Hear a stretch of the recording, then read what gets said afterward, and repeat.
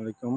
এটা মুন্সিগঞ্জের টঙ্গিবাড়ি থানা এবং মুন্সিগঞ্জ সদরের এটা মুন্সিগঞ্জ সদর আর এটা টঙ্গিবাড়ি থানা।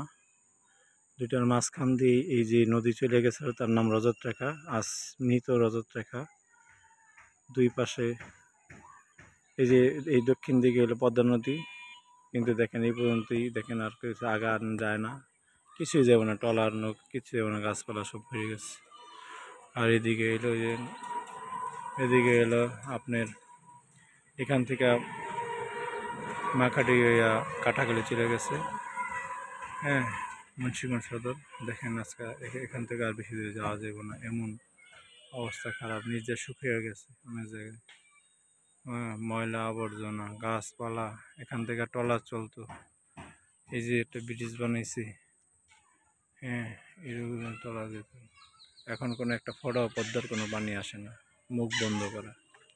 এর জন্য মুন্সিগঞ্জ জেলা প্রশাসক এবং পানি নদী রক্ষা কমিশনার যারাই আছেন না কেন, সাংবাদিক, সবাই এটার দিকে দৃষ্টি আকর্ষণ করেন, নদীটা যাতে জীবিত হয়। দেখেন পানিও পচে গেছে, এটা আগের পানি, ওই জন্য ব্যবহার করতে হবে, দৃষ্টি আকর্ষণ করছি।